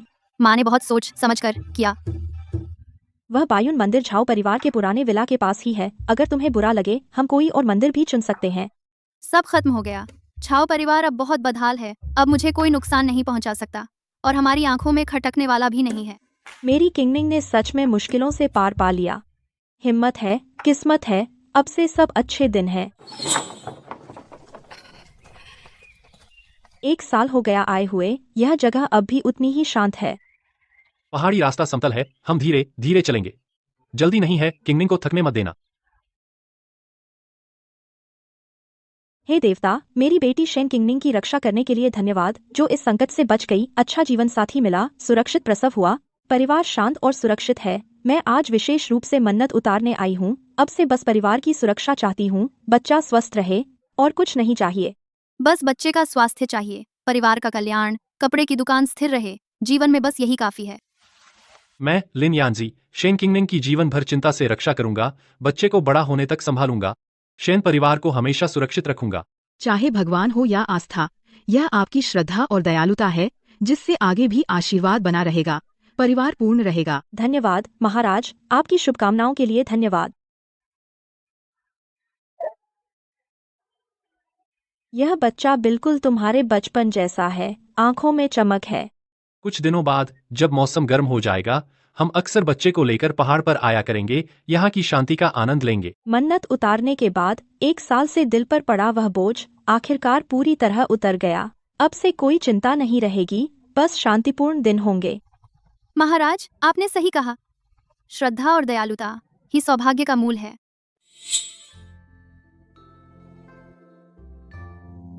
किंगनिंग, यह लियुन डुआन सबसे तेज बिकता है। शहर के पश्चिम में जो परिवार की रेशम की दुकान। आज सुबह आदमी भेजकर कहा और 50 गज मंगवाना चाहते हैं।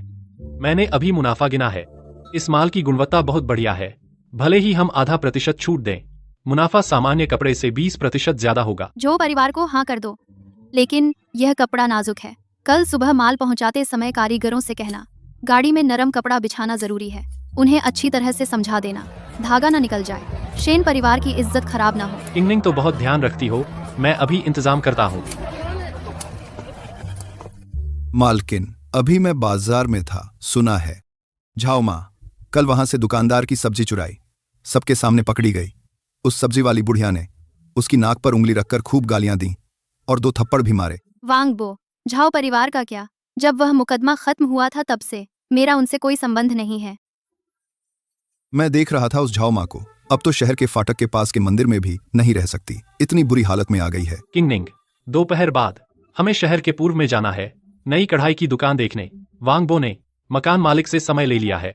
ठीक है। शेन किंगनिंग, तू पति को खाने वाली कमीनी।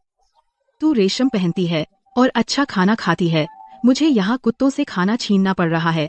अगर तूने वेन्युआन की उपाधि न बर्बाद की होती तो झाओ परिवार कैसे बर्बाद होता? मेरा बेटा परदेश क्यों भागता? शेन किंगनिंग, यह बूढ़ी हड्डी चाहे नरक ही क्यों न जाना पड़े, तुझे आराम से नहीं रहने दूंगी। चली जा, मरने वाली भिखारिन, मेरे दरवाजे से हट, बदबू मार रही है। देखो इस बुढ़िया को, सुना है पहले किसी अमीर की पत्नी थी, नीयत खराब थी, यही हाल होना चाहिए था।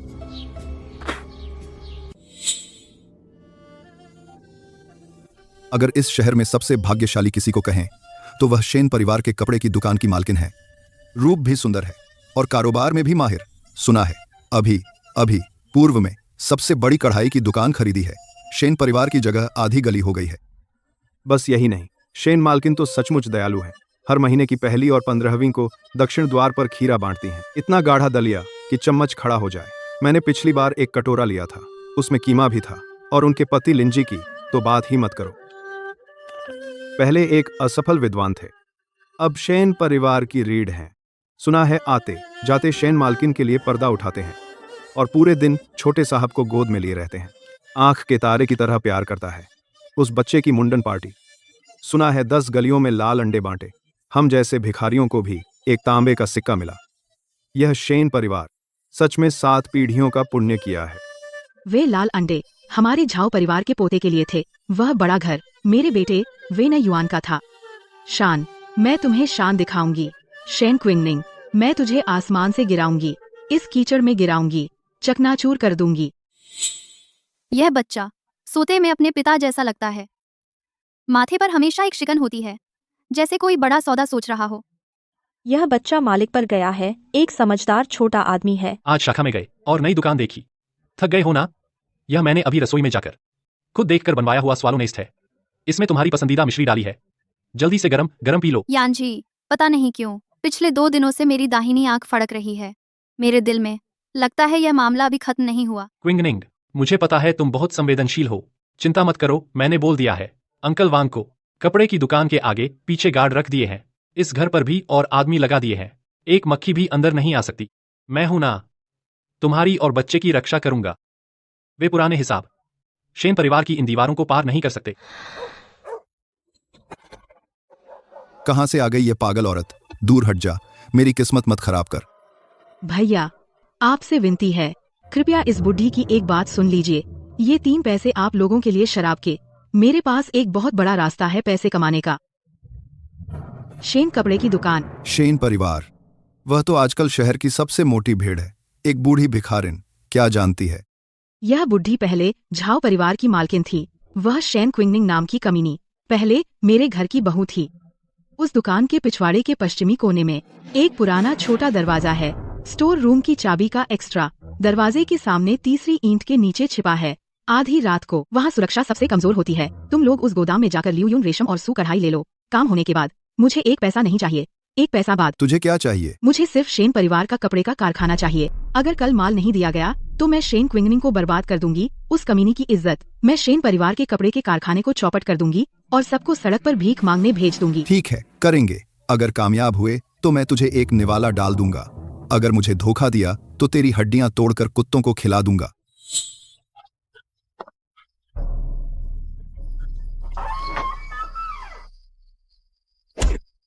जल्दी करो, सिर्फ सबसे कीमती लियूयुन रेशम उठाओ। शेन परिवार, कल देखते हैं तुम क्या माल देते हो।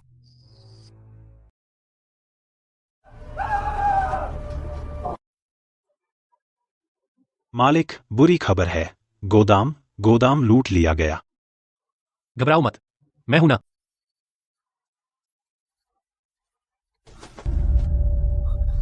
यह किसने किया? बेहद बेशर्मी है। हमारा शेन परिवार का कपड़े का कारखाना हमेशा शांति और मेल जोल से चलता है। कभी किसी बदमाश से दुश्मनी नहीं रखी। यह तो हमारी रोजी रोटी खत्म करने की साजिश है। अंकल वांग, पहले जाओ झांग के लिए डॉक्टर बुलाओ। लिन यानजी, यह ताला देखो। ताले का कोर खराब नहीं है। इसे बाहर से साड़ी से तोड़ा गया है और पैरों के निशान बिखरे हुए हैं। भारी चीजें घसीटने के निशान साफ दिख रहे हैं। यह किसी आदतन चोर का काम नहीं है, बल्कि किसी बेसहारा निडर का लगता है, या फिर किसी के कहने पर किया गया बेवकूफ़ी भरा काम।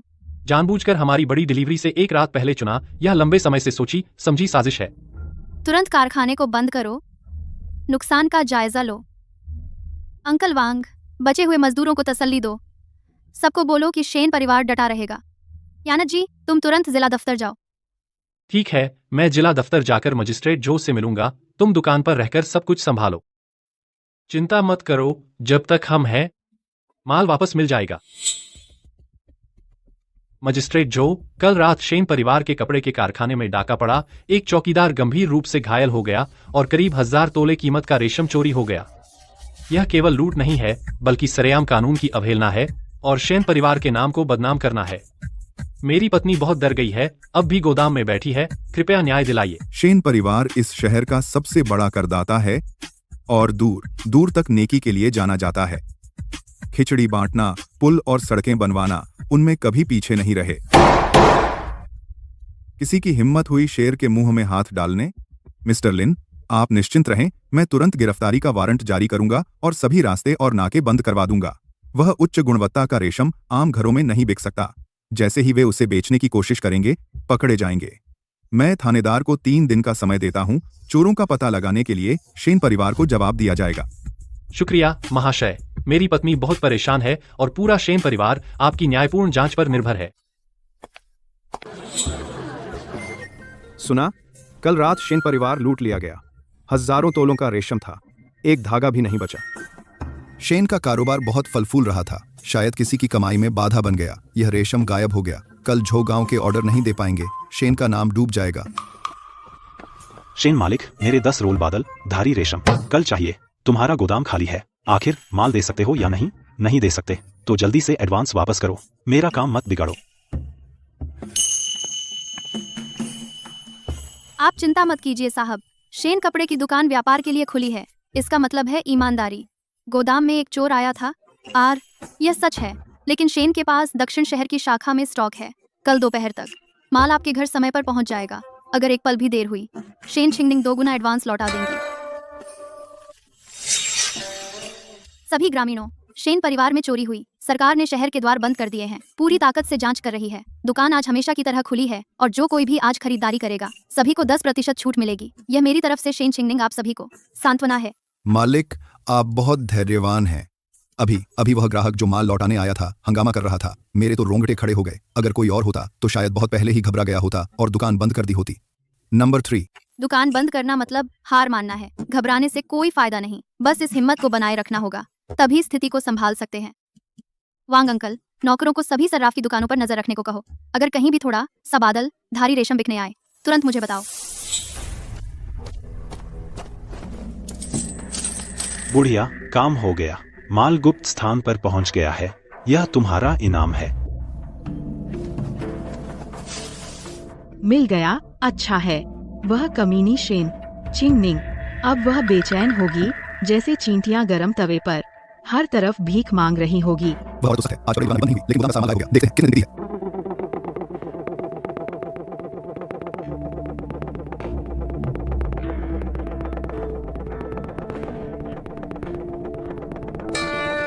यह सिर्फ शुरुआत है। शेन किंगनिंग, मैं तुझे कभी चैन नहीं दूंगी। मैं देखूंगी कि तुम्हारा शेन परिवार का बड़ा घर धीरे धीरे ढहता है और तुझे उस नाजायज बच्चे को गोद में लिए सड़क पर भीख मांगते देखूंगी।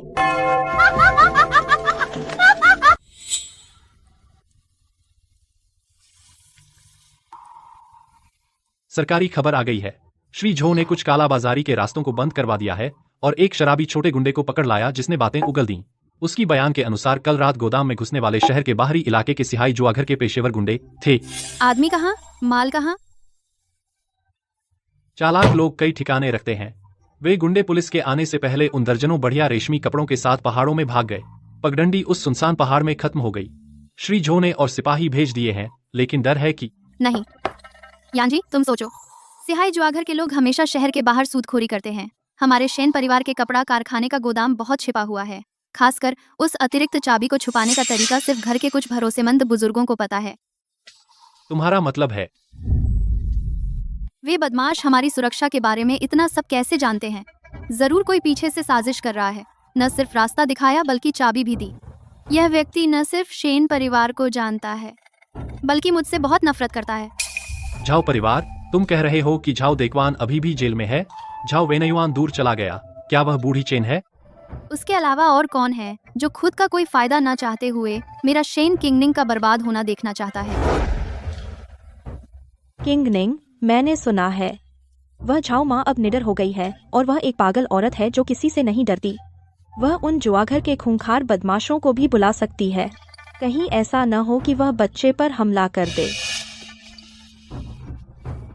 हम कहीं छिप जाएं, दुकान छोड़ दो, हम बच्चे को लेकर अपने गांव चलें या फिर देहात में कुछ दिन रहें। उस पागल औरत को कभी मत देना कि वह मेरे प्यारे पोते को नुकसान पहुंचाए। माँ, आप शांत रहिए। वह झाओ वांगशी है। वह पहले भी झाओ परिवार में बहुत जहरीली थी। अब उसकी ऐसी हालत है, वह क्या नहीं कर सकती। माँ, छिपने से काम नहीं चलेगा। अगर हम एक कदम पीछे हटेंगे तो वह 10 कदम आगे बढ़ेगी। आज उसने कपड़ा चुराने की हिम्मत की तो कल वह आग लगा सकती है। जब वह ऐसे गंदे खेल खेलना चाहती है तो मैं उसके साथ पूरी तरह खेलूंगी। बस हमलावर होकर इस आखिरी बुराई को पूरी तरह खत्म कर दें, तभी हमारे शेन परिवार को सच्ची शांति मिलेगी।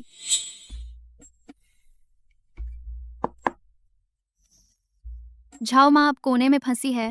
फंसा हुआ जानवर सबसे ज्यादा खूंखार होता है, लेकिन सबसे बेवकूफ भी।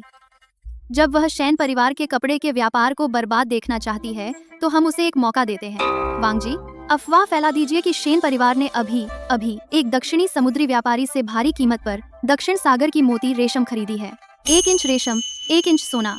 यह एक खेप हमारे आधे कपड़े के व्यापार के बराबर है।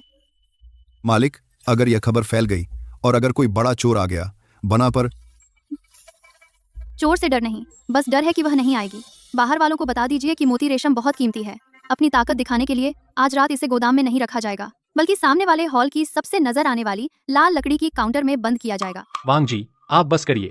मैं 2 टीमें चुस्त दुरुस्त गार्डों की व्यवस्था करूंगा। एक टीम पिछवाड़े की लकड़ी के शेड में छिपी होगी, दूसरी टीम काउंटर के अंदर छिपी होगी। जैसे ही वह रास्ता दिखाने वाला सांप सामने आएगा, शेन परिवार का कपड़े का व्यापार उसकी फांसी बन जाएगा। हाँ मालिक, मैं अभी हर चायखाने में यह बात फैलाता हूँ। पक्का करूंगा कि वह बूढ़ी गरीब औरत जाल में फंस जाए।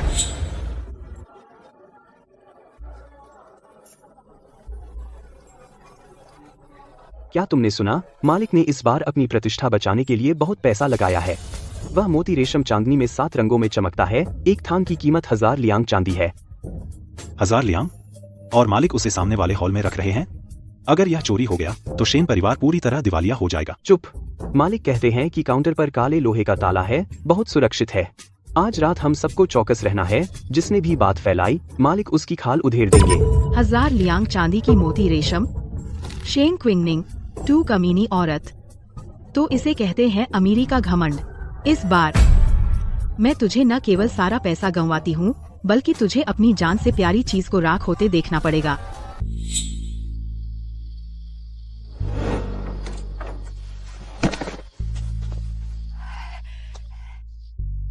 जेनजू जिन और 1000 तोले चांदी बस इसे बर्बाद कर दे। शेन किंगनिंग, तू पूरी तरह खत्म हो गई। चोर को माल सहित पकड़ लिया, देखते हैं कहाँ भागता है। मुझे छोड़ो, तुम सब नीच कुत्ते। शेन किंगनिंग, बाहर निकल मेरे सामने। झाओ वांगशी, 1 साल हो गया तूने इंसान बनना तो सीखा नहीं, बल्कि तू और भी नाली के चूहे जैसी हो गई है। नकली, फिर से नकली शेन किंगनिंग, तू तो बड़ी चालाक व्यापारी की बेटी है। अगर तू नहीं होती, मेरा वेन युआन अभी भी शुके होता। अगर तू नहीं होती, मैं अभी भी अफसर की पत्नी होती। तूने ही हमारे झाओ परिवार को बर्बाद किया है। तेरे झाओ परिवार को मैंने बर्बाद नहीं किया। यह तुम सबके अंदर का लालच और स्वार्थ है। तुमने सोचा था कि जुआघर के गुंडों को भेजकर मेरा गोदाम लूट लोगे। सोचा था कि तुम अकेले सब कुछ दबा सकते हो। वे गुंडे दोपहर तक सब जेल में पहुंच चुके थे। वांग बो ने उसका मुंह बंद कर कोर्ट भेज दिया। तुम बहुत बेशर्म हो झाओ वांगशी। तुमने जुआघर के बदमाशों को उकसाया कि घर में घुसकर लूटपाट करें, हमला करके लोगों को घायल किया, और सबूत पक्के हैं। अभी उन गुंडों ने सब कुछ कबूल कर लिया है। बयान में साफ साफ लिखा है कि वे तुम्हारे कहने पर आए थे। अब तुम क्या बहाना बनाओगी? मैं अपना गुनाह कबूल करती हूँ। हुजूर, मुझे माफ कर दीजिए। मैं एक पल के लिए बेवकूफ बन गई थी। मैं अपना गुनाह समझ गई हूँ। यह औरत सिर्फ लालची नहीं है, बल्कि जानबूझकर बदला लेना चाहती है। इसने मेरे व्यापार की नेकनामी खराब की है। कृपया हुजूर, इसको सख्त सजा दें। शेन परिवार को इंसाफ दिलाएं। शेन किंगनिंग, तू बुरी मौत मरेगी, तू बड़ी बेरहम जहरीली औरत है। झाओ वांगशी, तुमने अपना गुनाह कबूल कर लिया है, अब कोई उम्मीद मत रखो, और एक बुजुर्ग होने के नाते तुमने स्त्री धर्म का पालन नहीं किया, बदमाशों को चोरी के लिए उकसाया, जिले में शांति भंग की और अच्छे लोगों से बदला लेने की नियत रखी। हुजूर, यह साबित करता है कि वह दुष्ट है। मैं अपनी गलती समझ गई हूँ, मेरी उम्र बहुत हो गई है, मैं और परेशानी नहीं सह सकती। शेन किंगनिंग, तू मेरे लिए कुछ बोल दे पुराने रिश्ते की वजह से। फैसला सुनाया जाता है। झाओ वांगशी ने बदमाशों को उकसाकर लूटपाट कराई, उसकी उम्र को देखते हुए 20 कोड़ों की सजा दी जाती है। साथ ही यह औरत दिल से बुरी है, अगर इसे जिले में रहने दिया गया तो फिर से मुसीबत पैदा करेगी। आज से इसे 3000 मील दूर निर्वासित किया जाता है, उसे कभी वापस शहर में आने की अनुमति नहीं होगी, सजा दी जाए। अब कोई दुश्मनी नहीं रही। हाँ, सब खत्म हो गया।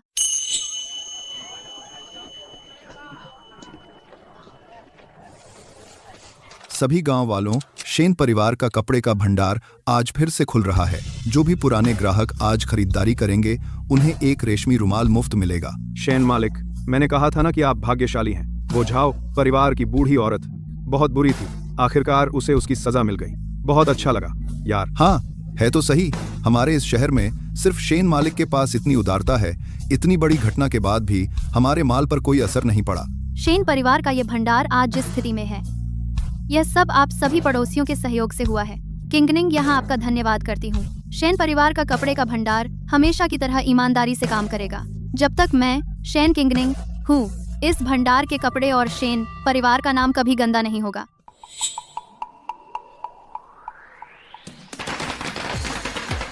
शेन मालिक को बधाई। भंडार के बाद अब कढ़ाई घर खोला। सच में आप एक महिला हैं। किंगनिंग दिन ब दिन और सफल होती जा रही है, मेरी जिंदगी सफल हो गई। आप सभी के आने का धन्यवाद।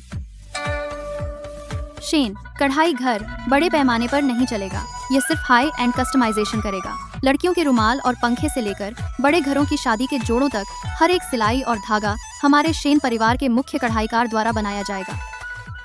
किंगनिंग ने इन नमूनों के लिए महीनों मेहनत की है, आप सभी अंदर आकर देख सकते हैं, आपको निराशा नहीं होगी।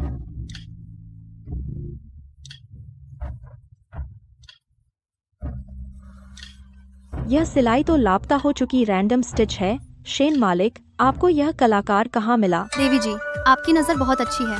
शेन परिवार ने इन दिनों पूरे जियांगनान में खोजा, न सिर्फ एक माहिर मिले बल्कि धागा बनाने की तकनीक भी सुधारी। इस शादी के जोड़े पर बना फिनिक्स अलग अलग रोशनी में उसके पंखों का रंग 3 बार बदलता है। देखो यह मैंड्रिन डक रुमाल, उस पर पानी की लहरें भी हिलती दिखती हैं। शेन मालिक, मुझे पहले चिंता थी कि व्यापारी परिवार की कढ़ाई अच्छी नहीं होगी, लेकिन अब लगता है मैं गलत थी।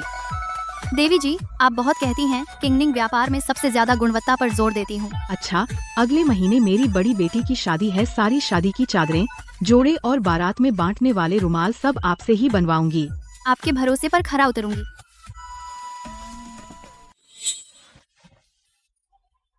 शेन आन्हाव का बेटा, यह कदम बहुत मजबूत है, भविष्य में पूरा देश घूमेगा। याजी, तुम उसे बहुत बिगाड़ रहे हो। 1 साल का बच्चा क्या समझता है देश दुनिया? यह तो तुम नहीं समझोगी क्विंगनिंग, हमारे शेन परिवार का बेटा हिम्मत बचपन से बनती है। हिम्मत अभ्यास से बनती है, ऐसे नहीं कि दिन भर गोद में लिए रहो और लाड से बिगाड़ो। अब जब मैं उसे गोद में लेता हूँ तो लगता है दुनिया का सबसे जरूरी हिसाब हमारे परिवार की सलामती है। यह तो सही है, किसने सोचा था 1 साल बाद आज मैं तुम्हें बच्चे के साथ आंगन में मस्ती करते देखूंगी। क्विंगनिंग, अब से कपड़े की दुकान का फैसला तुम करो, बच्चे की देखभाल मैं संभालूंगा। शेन परिवार की कपड़े की दुकान के बड़े अकाउंटेंट अब फुल टाइम डैडी बन गए। यह हिसाब तुम्हारा घाटे का है ना? बस मालकिन को बुरा न लगे, जिंदगी भर शेन परिवार में रहने को तैयार हूँ। किसने सोचा था पूरे शहर का सबसे मशहूर अकाउंटेंट अब कद्दू के आटे से जूझ रहा है। यह कद्दू का हलवा मीठा भी होना चाहिए और नरम भी। शेन आन के अभी दांत निकले हैं, सख्त नहीं चबा सकता। लिन जी, अब तुम्हारी रसोई शायद वांग महाराज से भी बढ़िया है। जब यह कद्दू का हलवा बनेगा तो मैं तुम्हें पहाड़ी पर घुमाने ले जाऊंगा।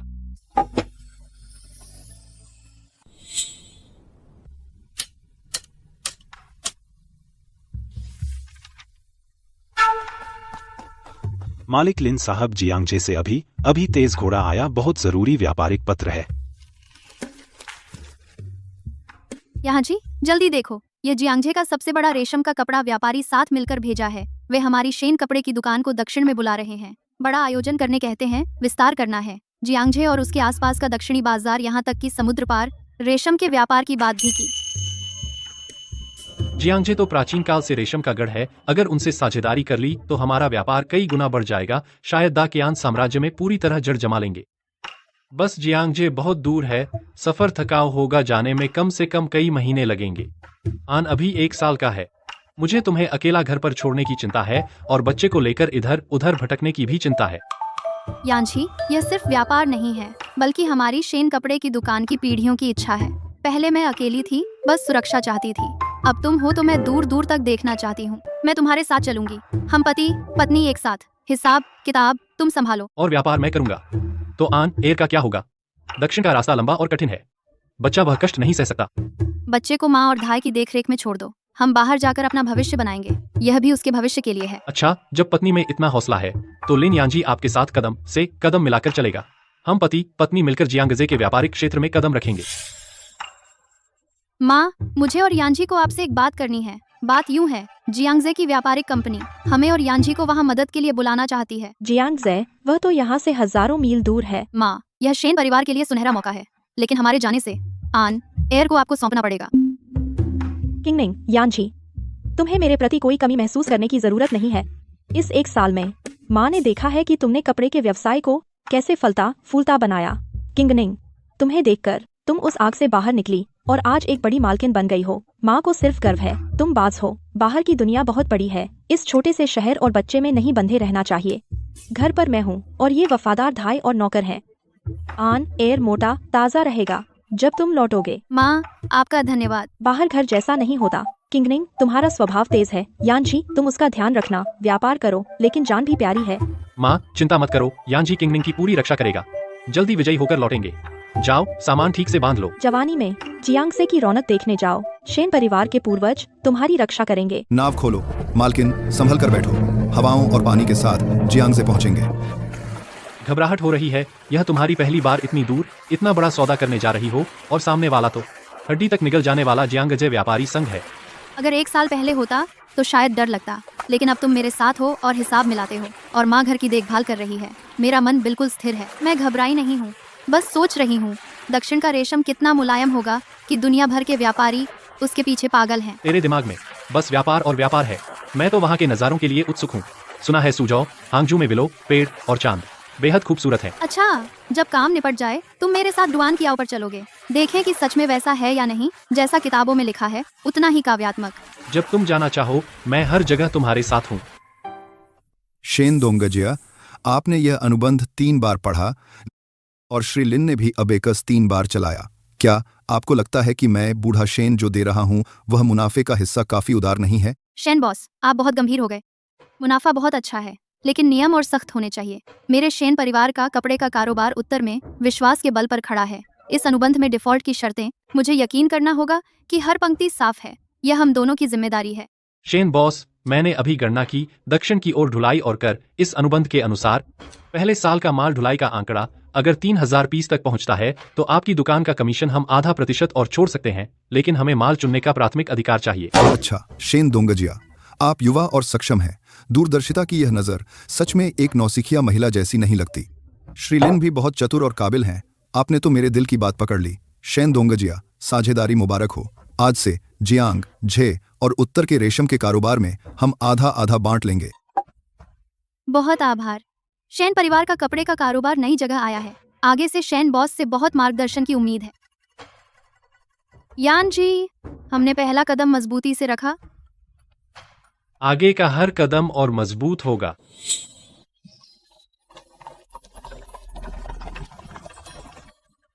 देखो, क्या वो शेन परिवार का काफिला नहीं है? यह तो इतना बड़ा है, लगता है आधे जियांग झे के खजाने वापस ले आए हैं। हाँ, तो क्या है?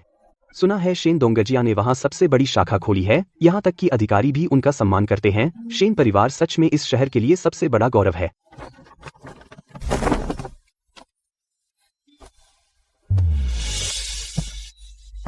माँ। ऑन एयर, माँ को पहचाना? ऑन एयर इतना लंबा हो गया है। On air. वापस आ गए, अच्छा हुआ।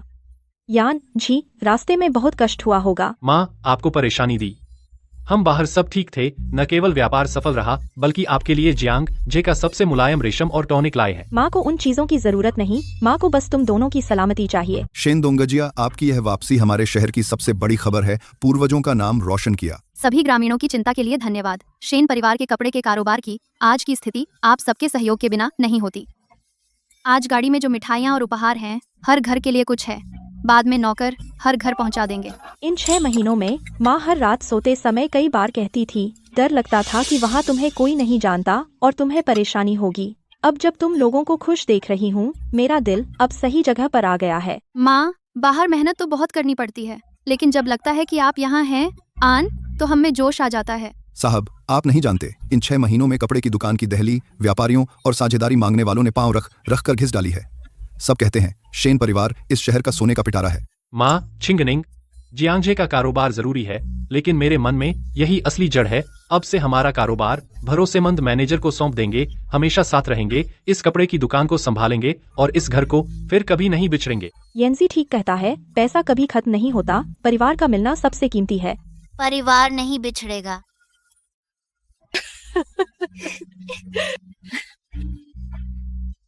हाँ, चाहे कितनी दूर चले जाएं, घर ही आखिरी पड़ाव है। येंजी, जियांगजे का लाभांश खाते में आ गया। कपड़े की दुकान और कढ़ाई कारखाने का हिसाब मैंने जांच लिया, एक कौड़ी भी कम नहीं। इन वर्षों में शेन परिवार की कपड़े की दुकान गली की छोटी दुकान से अब पूरे उत्तर दक्षिण में फैली हुई है। चिंगनिंग, तुम्हारे इन हिसाब के मोतियों ने कितनी रातें सोचा, मुझे सबसे अच्छा पता है। हिसाब कभी खत्म नहीं होता, पैसा भी कभी खत्म नहीं होता। चिंगनिंग, तुमने शेन परिवार की पीढ़ियों की इच्छा पूरी कर दी और शेन का नाम बचा लिया। अब से हम हिसाब के लिए नहीं जिएंगे, अपने लिए जियो। हिसाब के लिए नहीं जिएंगे तो फिर तुम मुझे कहाँ ले जाना चाहते हो? जब आन थोड़ा बड़ा हो जाए और खुद घोड़ा चलाकर दूर जा सके, तब हम उसे लेकर घूमने चलेंगे। जियांगजे जाकर बर्फीले पुल के टूटे दृश्य देखेंगे, रेगिस्तान में तुम्हारा मनपसंद सूरज डूबते देखेंगे, दुनिया की सबसे खूबसूरत जगहें देखेंगे और बीते हुए समय की कमी पूरी करेंगे। ठीक है, जैसा तुम कहो। पापा, माँ, जल्दी देखो आन को, उसे खुद उठने दो। चिंगनिंग, याद है उस दिन शादी के हॉल के बाहर पहली बार हमने हिसाब किया था?